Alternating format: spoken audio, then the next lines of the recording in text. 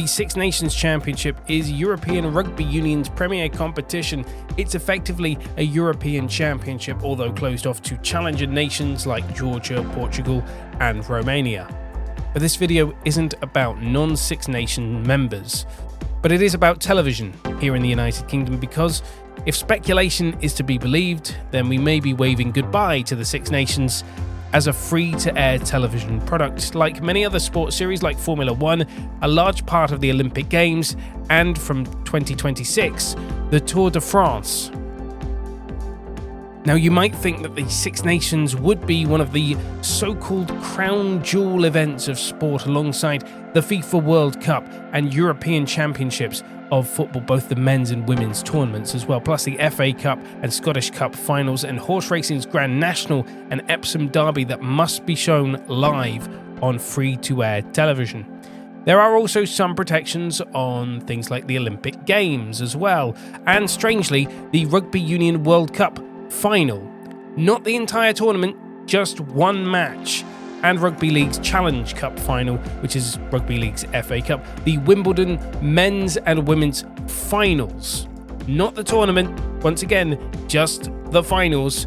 And the Olympic Games with a deal that some of the coverage will be available free to air if it has significant British interests, as per the BBC Warner Brothers Discovery WBD deal with the European Broadcasting Union and the IOC. The British Grand Prix is the only Formula 1 race on the calendar to be protected, and that must be shown on British free-to-air television.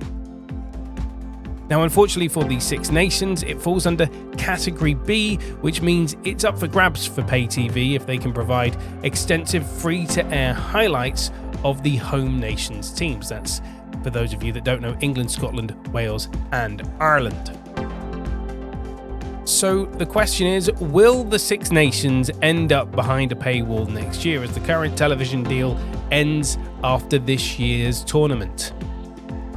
Well, this is a question that has become a press obsession over the past 2 months the tournament has been on. TNT Sports, which is owned by Warner Brothers Discovery and BT, is the front runner to bid for this tournament, although they have recently distanced themselves from actually bidding, potentially fearing backlash from rugby fans.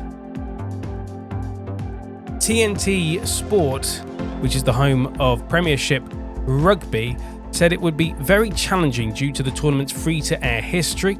However, if the people in charge want less eyeballs and more money, they could go the route of Formula 1 and just sell the rights lock, stock and barrel, bar the British Grand Prix, as Formula 1 has done, to a pay TV company in Sky Sports. If TNT Sport is out, then who might be in? Well, this is pure speculation part of the video, but Netflix have started live streaming sports and entertainment products, such as their global deal for WWE, and a rumour that they're going to bid for the global streaming rights for Formula 1, mostly due to the popularity of their Drive to Survive documentary series. Netflix has its own Six Nations documentary series, so it wouldn't be beyond the scope of imagination to buy the rights for the Six Nations. The issue is highlights, and that's what TNT says would be difficult. They highlight Wales and Ireland being a particular challenge, presumably because you'd have to split the deals with S4C, the Welsh language channel, and the BBC or ITV. Likewise, in Ireland, between RTE or Virgin Media Television and TG4, the Irish language channel as well. The television landscape in the Republic of Ireland isn't that different to what we actually have in the UK, with the state broadcaster RTE splitting the rights with its largest commercial broadcaster, Virgin Media Television, which used to be TV3. This is a massive issue that the powers that be seem to be letting get out of control. There are calls, of course, to end the BBC ITV partnership here in the UK, which sees the rights split. However, that was designed originally to stop a paid television rights deal, and people might not like it, but it might just be the only way forward, because the BBC doesn't have the money to have those rights on its own anymore. So the final nail in the coffin of free-to-air Six Nations coverage, unfortunately, it might be here in 2026.